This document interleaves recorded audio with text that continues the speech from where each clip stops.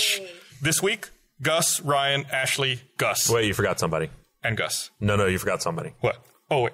And our gaming laptop. Our special guest. Yeah. So I want to talk about... Have we named it yet? I called it Patch. Patch? Okay. We call it Patrick. But we already have a Patrick working in the control room, so it might get really... Can we call it Beta Patrick? Or Patrick Prime. But there's a lot of crazy mods for Skyrim. Oh, yeah. I've downloaded every Purview one, by the way. really? What's the perviest? You can make all of the guards naked with gigantic dongs. Like, how big are we talking? We're talking like that big. Is there physics on the dongs? I mean, are they swinging or are they just like... They flop a bit. They flop a They bit. point to true north. They also have, there's Their multiple compass. options for circumcised versus non-circumcised. Well, I mean... But my favorite one is probably, it's incredibly have simple, but moils it's turning all of the, maybe. I mean, I guess Who's they have doing to. the old snip snip? Sorry, I didn't interrupt. Please continue. But my favorite one is the one that turns all the arrows into giant pink dildos. So it's like turning it into Saints Row 4, essentially. Basically. Yeah, with, but with horses and swords. The best part of that's got to be when you lodge one in something's skull and it's just like... Oh, yeah. Then you walk up to them afterwards, and just like the arrows, they're sticking out of like all these crazy holes that you made in them. I feel like the best part would be like Sexy. forgetting you installed all those mods and then months later coming back to the game and being like, what the fuck is going on with all these pink dildos? Or if your mom happens to come and look over your shoulder while you're playing the game. Oh yeah, Dead Rising, I'm being told, I just got reminded that Dead Rising 3 has that dildo launcher. I don't know if you've encountered Yeah, it. I did. Yeah. I saw that. It forgot was, about that. you know what my big complaint about the dildo launcher is? It only launches one at a time. You're dealing with thousands of zombies. It's true. And you're they launching arc. one dildo at a time. What if we got one, like it launched 10 at a time and out like that, like in a Or bang? more than anything, even more simple, my wish was for a fully automatic dildo launcher. Like, as it is, you have to pull the trigger each time you want to shoot. I just want to hold the trigger down and be like, thump, thump, thump, thump, thump, thump, you know? Yeah.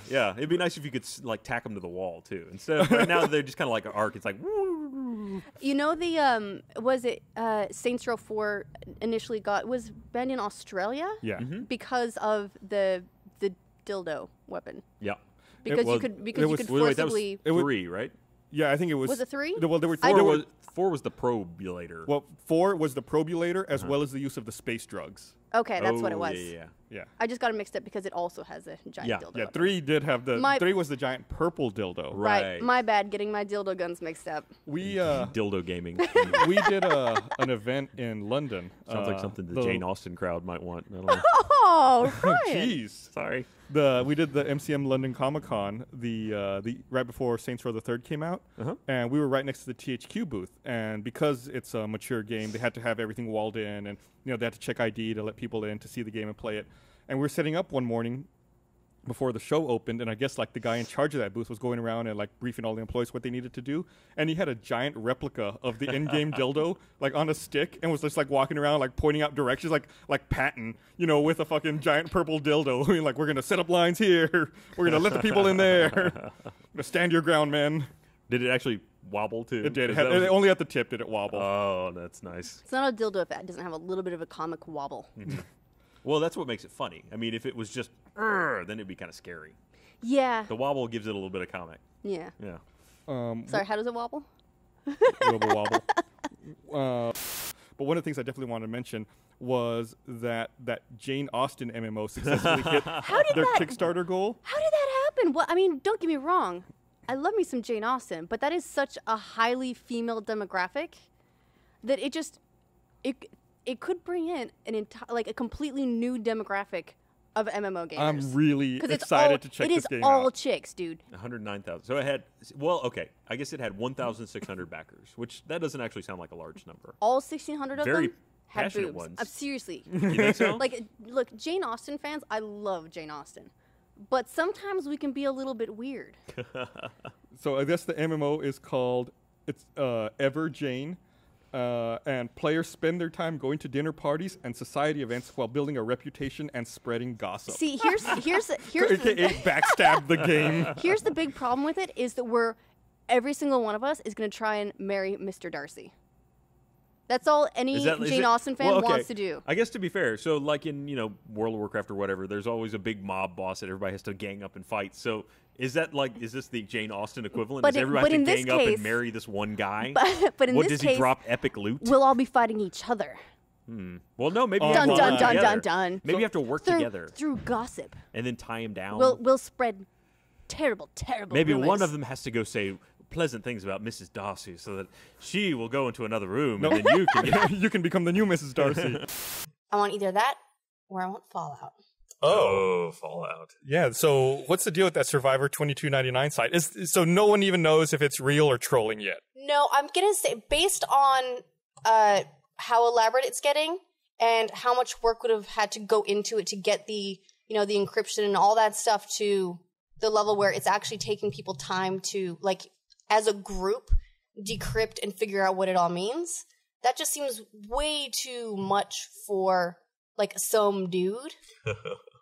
Which is exactly why some dude would absolutely do this.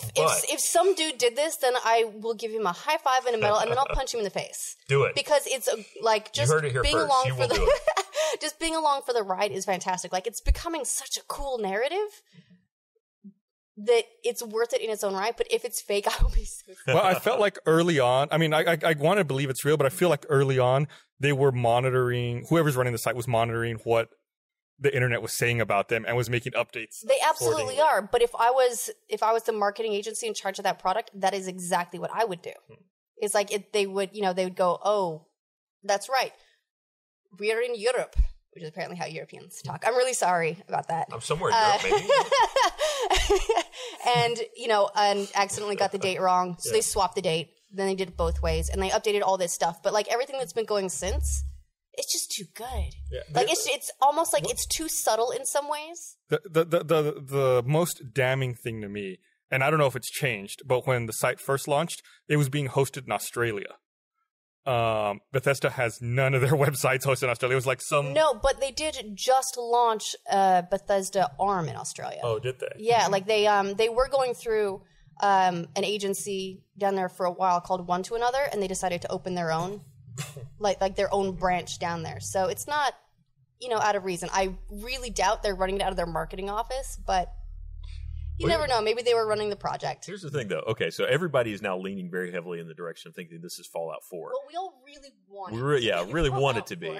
So what's the backlash on this if it turns out to be something completely different? And they're like, hey, it's a new other game that's not Fallout, but it's really great. And everybody's like, it's not Fallout. It turns out to be not Fallout.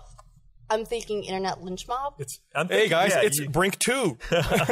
They would really need to be on top of it right now and be like, no, not Fallout, but really good. Like, I'm going to just go ahead and push that out there. So maybe that's. But they're specifically referring to vaults. In fact, this might be one of the experimental vaults. So they had 101 actual vaults, and they had another 20 that were the experimental vaults. Well, the vault that they're talking about in this narrative is Vault 119. So it'd be one of the experimental ones. It'd be an experimental vault, which I think is really interesting. I think that would be a lot of fun to see, how twisted up it is. And they did crazy experiments, right? Like psychological experiments where they were observing the people and how they would behave. Well, they did some of those in the under 101, right? I mean, a lot of the vaults were just kind of crazy, this one doesn't have water. Let's see what they do. Yeah, I don't know what order they went in. I don't claim to be an expert on the Fallout universe in any way, so I don't know if it was the first 20 or the last 20 or scattered through, but I like the idea of it being an experimental vault. Bye. We miss you.